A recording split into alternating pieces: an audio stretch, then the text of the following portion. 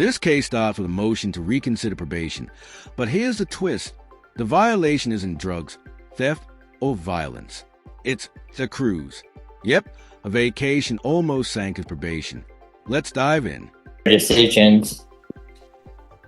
But see, that's the problem. You're not making better decisions. All right. And are you Mr. Shoemaker? Yes, ma'am. Am I pronouncing it right? Is it Shoemaker or Shoemaker? Shoemaker. All right. You're Mr. Shoemaker. Yes, ma'am. All right. We're here on a motion to reconsider. Yes, Judge. Defense filed that motion. We were here about a week ago, Judge, on a motion to revoke his probation. Mr. Shoemaker did plead true to violating his probation by traveling outside of the county. Just for the court's recollection or whatever, he was going on a cruise was the reason he'd gone out of the county. And at the last week when we had that agreement, I hadn't had at the time to speak with my client in person about everything outside of the courtroom. Mm-hmm. And so that was the reason why we filed the motion to reconsider. I did want to address some things that we were not able to bring up at that last setting. So while Classic defense strategy here. Stack up proof of progress. Sobriety, steady job, character letters. It's all about painting him as reformed and responsible, even though he clearly broke the rules. while he's been on probation, I'd like to actually focus on the last couple of years, because it seems like that over the last 2 years, Mr. Shoemaker has made substantial changes to his life to better himself and to become a better person. So while on probation, he has continued checking in with his probation officer. He's continued having negative UAs. And as kind of outside of probation, he has also worked on his becoming sober. And so I believe that he has a statement that he will make telling you a little bit about how he has become sober over the last couple of years. In addition to that, he has kind of improved his job situation so he can provide for his family also, Judge. And we do also have a couple of character letters, which I think can describe him outside of the court, outside of the criminal justice system a little bit better than I can do. So I'd like to present those to the court as well, Judge. And I believe that my client would also. All right, you want to raise your right hand? Do you solemnly swear and affirm the testimony you give will be the truth and nothing but the truth, so help you God? Yes, Your Honor. All right, you can lower your hand, state your name for the record. Paul Shoemaker. All right. I'd just like to say, last time I was in front of you a couple of years ago, I had asked you for some, I needed some help with my alcoholism, and you had me do 90 and 90.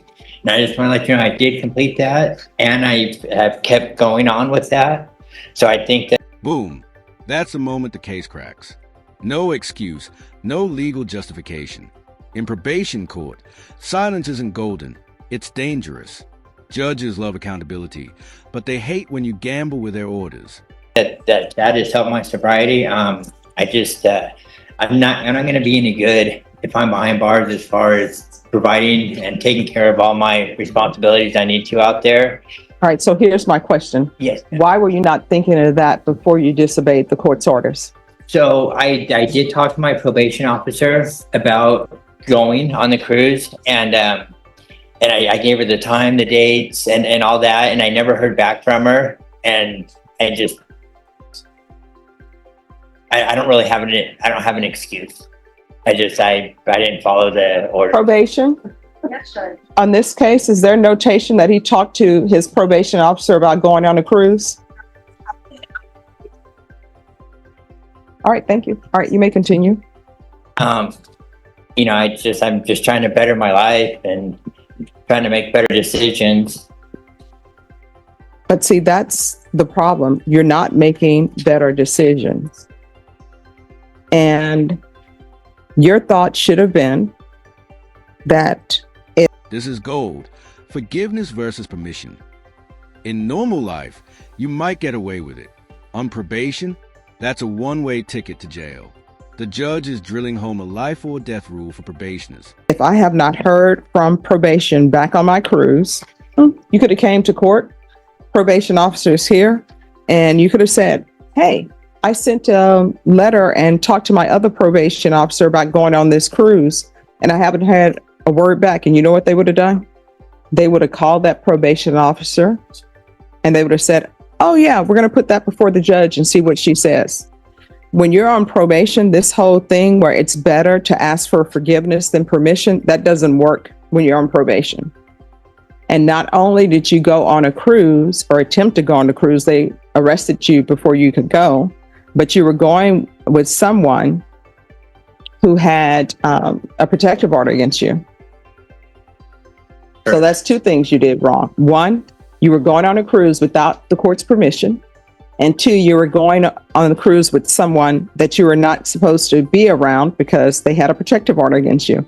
And I understand that sometimes women will have a protective order against a guy, and then the next thing you know, they're back together and they're traveling or they're living together. And then something happens and that person calls the police. And then guess what? You come to court and say, well, I've been living with her. She was fine with it. You're not supposed to. Those are against the rules. Probation? Yes, Judge, there was no tape that Mr. Shoemaker asked for permission.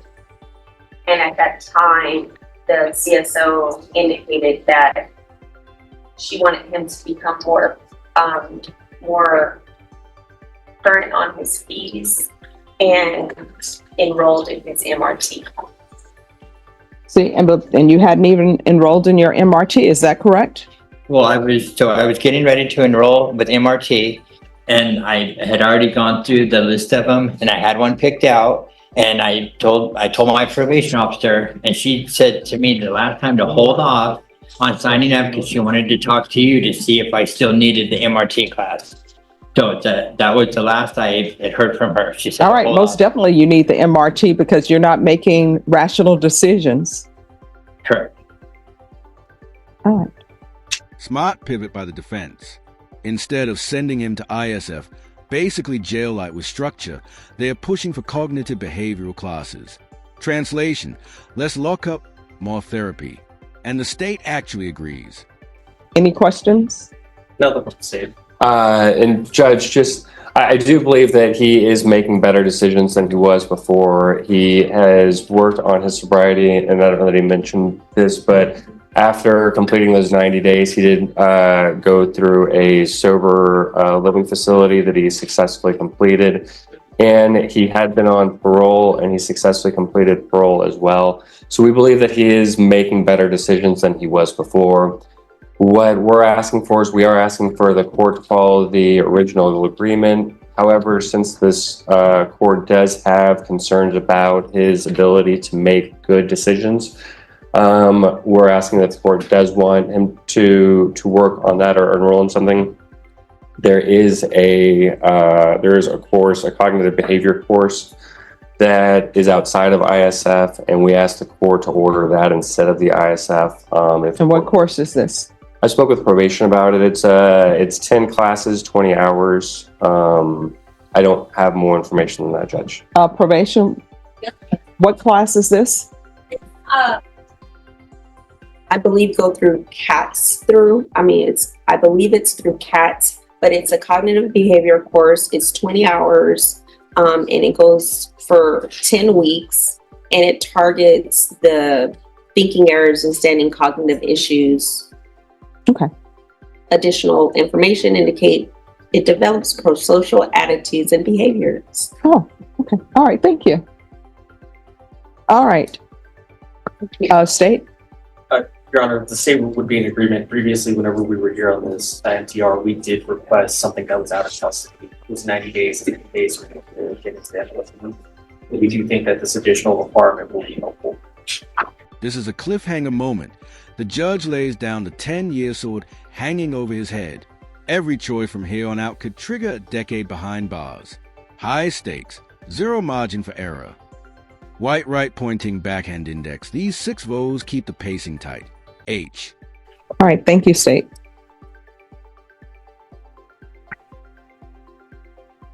All right. This is what the court will do. The court will reconsider, and the court is going to order cognitive behavioral courses through CATS,